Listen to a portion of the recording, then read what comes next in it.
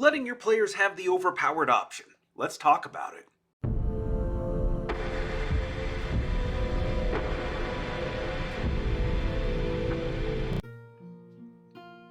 Hello there, everyone, and welcome back down here to the Gamer's Den with me, your host, Jordan, your master of lore and storyteller extraordinaire.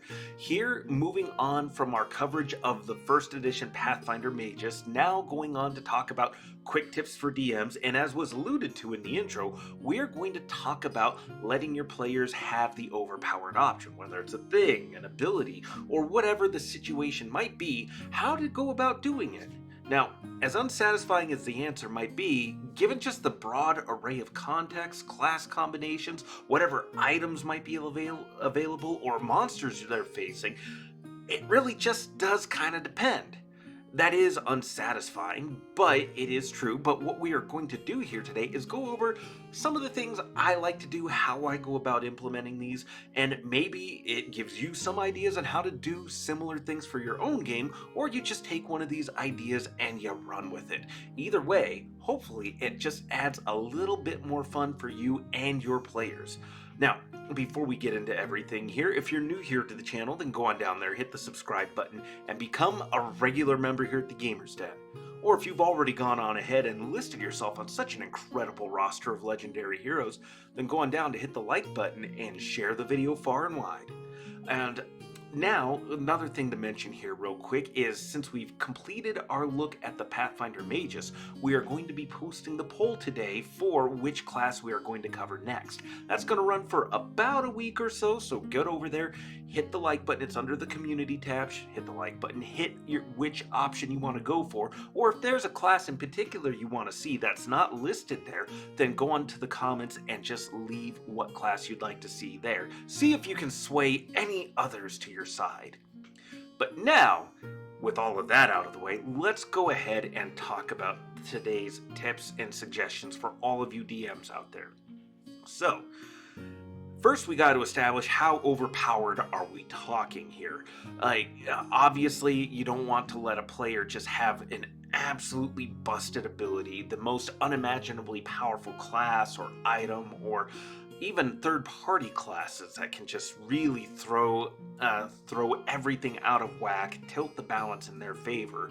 It's just no fun for anybody at that point. Not for you, the DM, who's having to figure out how to challenge this character without killing the rest of the party. And it's usually not as fun for the rest of the party because, well, they're not really getting much of a chance to shine. So that really, really throws things out of whack there. But barring just doing ungodly, broken things, what are some other overpowered things that could be thrown the party's way as something that they get to enjoy and make use of? Well, in that game of Pathfinder, that's been on hiatus for a couple of years now. My players went on a side quest. I've referenced it a couple of times before, but it is basically an adaptation of Bendy and the Ink Machine. And they had a great time with it, for the most part. Stretched it on just a little bit too long. But there was a point where they were fighting the big bad for the setting, for this particular side quest that they were on. And things were getting pretty desperate because they had some means of affecting this ink demon, but not a lot. Their slashing weapons weren't effective, bludgeoning kind of worked, but it spattered them with ink. They didn't take actual hit point damage most of the time, but their hit point totals accounted for how much ink damage they could take. If they got completely soaked, they could be dragged away and drowned in pools and puddles of ink, disappearing forever and joining the legions of creatures crawling out of the inky darkness to come after the rest of the living. So they had blotting sand, they had bleaches, they had all kinds of things to try to kind of deal damage, but they were running low. But they had a unique item, the Ink of Creation. So they got to work on old bits of script that they had found, script paper, some parchment and stuff.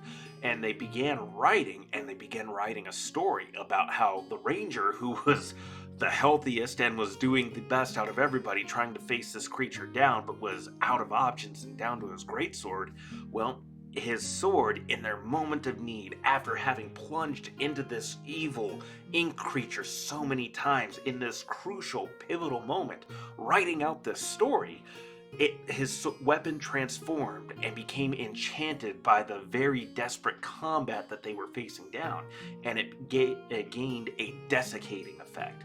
Basically, it had this swirling, spiraling halo, kind of not even a spiral, a helix running up and down the length of the blade, just of dust and this inherent dry heat and just absolute desiccation, like I said before.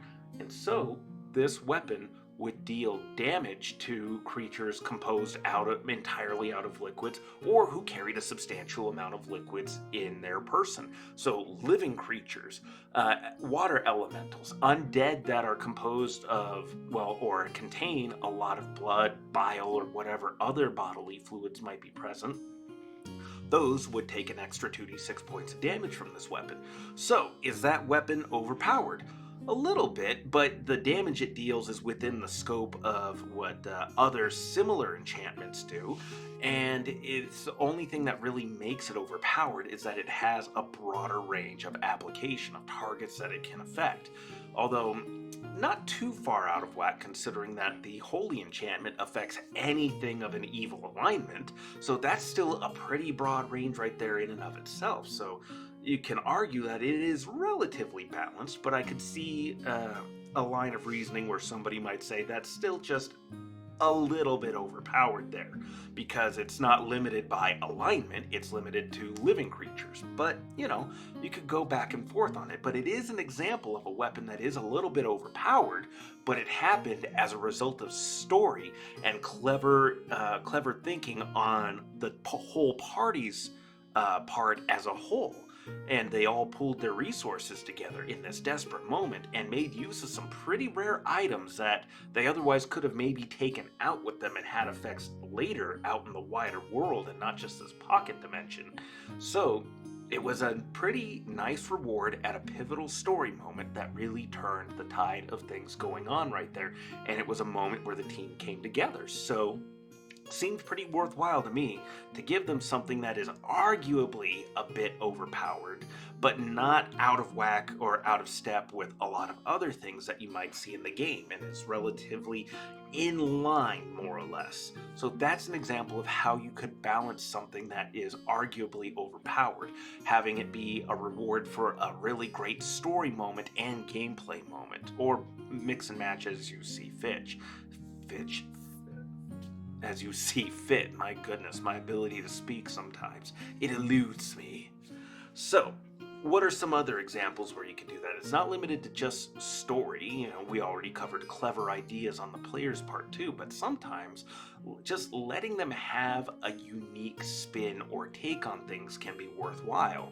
But what my players also do in particular is they like to have fun with things that don't always succeed. For example, one of my a longtime player, longtime friend, he likes playing mages, but last several rounds of sessions we played, he had moments where he's like, okay, well, I want to successfully cast this spell and have it maintained and go through, but I don't want to really have that much control over it. It makes sense that this was wild, haphazard casting on my part. Sure, I threw it out there fast enough reflexively, but let's say I messed it up enough that it's now outside of my control, and I have to make checks to end it effectively. And I thought, oh wow, that's interesting. And the spell in question was he was actually playing a cleric at this time, but it was animate object. He used animate object, and he animated this massive, this huge statue. This statue that was composed of really dense stone. It was composed of granite, and also had bronze decorations and weaponry and shields and the like. So it's this stone and metal creature, this big, massive edifice that was now lumbering to life and wreaking havoc on the battlefield.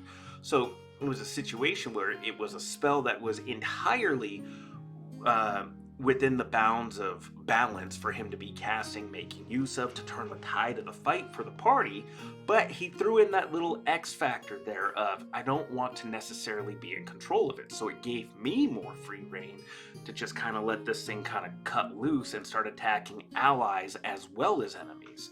And it would also fit in with the story in the moment of this desperate siege and this ambush that happened in the process of this siege. And so it really upped the stakes in a way that was relatively balanced out and let me kind of have a little bit more free reign in this part of the story. So, as a reward, I let that player adjust some of his other spells basically for free.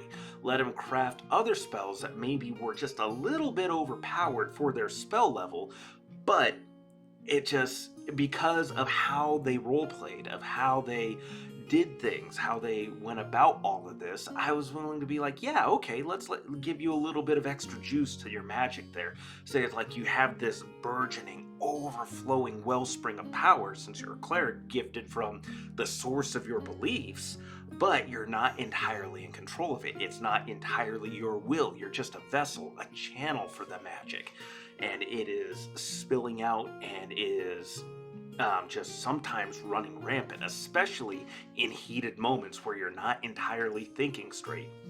Absolutely great moment of roleplay. And again, it's a situation where I'm getting to have a little bit more free reign, so I'm willing to let the player have a little bit of extra oomph in their magic. But these are just two examples, and so many other things that where these kinds of ideas could apply, where you let your players have a little bit of an edge, a little bit of a power boost. You doing it as a reward for good roleplay, for clever thinking, good gameplay and everything, absolutely a perfectly viable route. Or in situations where the player is using the abilities they are well within the rules and bounds of making use of, but doing things that aren't technically impossible, and certainly with that let the DM or others have some free reign to interact and play with those abilities, with those powers, those spells. That's a situation where the player, how they consistently roleplay and make use of these abilities, that can be grounds for you to give them a little bit extra as well. And then you can kind of work out the story reasons for all of that as well, particularly if roleplay is more important to you than gameplay. I like a fair bit of both, but I definitely favor story over most forms of gameplay.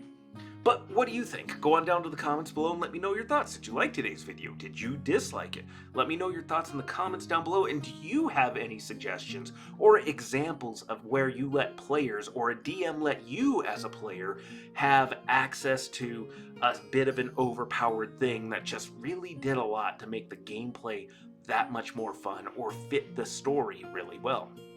Let me know in the comments down below. And remember, if you've made it this far, you must have enjoyed something. So why not go down there, hit the subscribe button, and join that roster of legendary heroes and be a regular member here at the Gamers Den.